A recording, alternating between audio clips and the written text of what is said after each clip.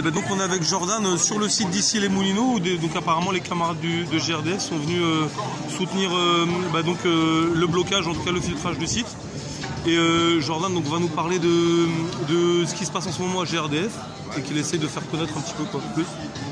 Nous, ce qui se passe essentiellement à GRDF, c'est on est surtout dans la lutte avec nos camarades électriciens. Aujourd'hui, les actions ils sont vraiment dirigées sur le réseau électrique parce que c'est là où on a le plus d'impact. Par contre, effectivement, nous, en termes d'action et de là où on fait très mal, c'est que là, aujourd'hui, alors même on se parle, tous les stockages méthaniers sont bloqués. Donc aujourd'hui, les réserves de gaz sont descendues à moins de 30%. La semaine prochaine, toutes les AG sur les sites ont accepté de reconduire la grève unanimement. Et ça, on ne le sait pas. En fait, TF1 en a parlé hier soir. Le JT TF1 a commencé à en parler. Mais là, effectivement, la situation sur le gaz va commencer à devenir très dramatique et très, très inquiétante pour l'État. Parce que les stocks stratégiques sont en train de se vider. Les stocks stratégiques, aujourd'hui, à l'heure où on parle, ils sont à 30% de leur capacité. Normalement, ils sont censés être remplis à partir du mois de mars jusqu'au mois de mai. Bon bah là il n'y a aucun remplissage qui se fait, mais la seule chose qu'il y a c'est que la consommation sur le territoire national joue sur les stockages en cours, et si le mouvement continue comme ça, on va atteindre le point de rupture au niveau des stockages, et c'est là où ça va commencer à être très inquiétant parce que ça va vraiment, à ce moment-là, ça va vraiment jouer sur l'afflux du gaz sur le territoire national, et ça va être les réseaux qui risquent d'être impactés directement. Ok. Et plus particulièrement sur l'Île-de-France? Nous, sur l'Île-de-France, la stratégie qu'on mène à la Fédé, parce que nous, les électriciens et gaziers, on fait partie de la même fédération Mines Énergie, donc on décide de la stratégie ensemble. Effectivement, on intervient beaucoup sur les actions Robin des Bois. Dans l'électricité, c'est tout ce qui est les centres hospitaliers, les grosses associations qui sont mis en sobriété énergétique sur l'électricité. Nous, au niveau du gaz, on agit essentiellement sur toutes les petites associations. Ça veut dire que nous, c'est vraiment on flirte vraiment avec l'égalité, parce que nous, la sobriété énergétique en gaz, c'est pas comme en électricité. Nous, on y va, on pète le compteur. Ça veut dire qu'on met le gaz gratuit directement. Et là, il y a énormément d'associations sur l'Île-de-France, beaucoup de points sur lesquels on a été sollicité, qui ont été mis en sobriété énergétique.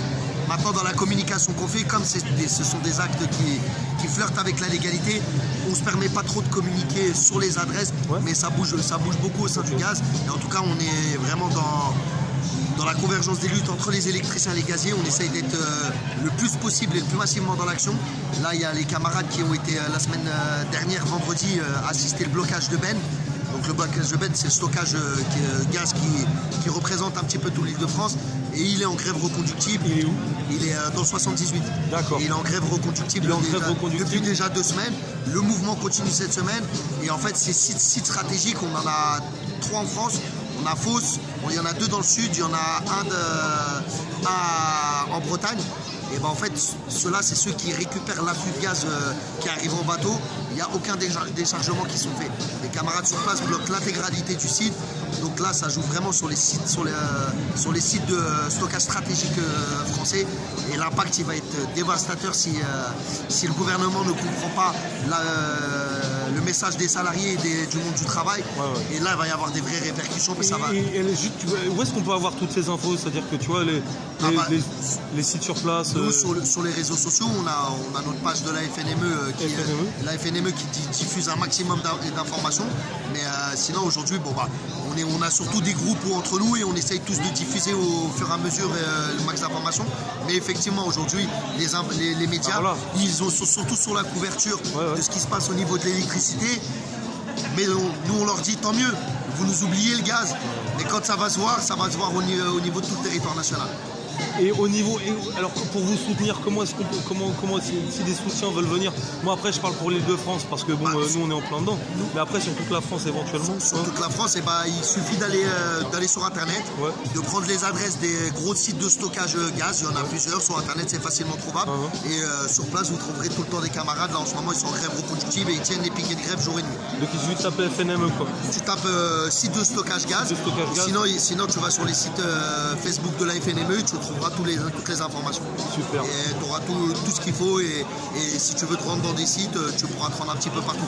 Nous sur l'Île-de-France, on est surtout des agences d'exploitation, donc nos agences sont impactées, ils sont en grève reconductible un peu partout, mais nous, du fait que notre fédération aujourd'hui a fait le choix d'être énormément dans l'action, En fait, on n'a pas des blocages constants sur les agences, mais on a choisi plutôt la voie de l'action et on est vraiment dans l'action et au niveau de notre fédération, on agit énormément pour la bataille. Bah, vous assurez. Voilà, merci, ça marche. Merci Jordan. C'est à toi. Ouais.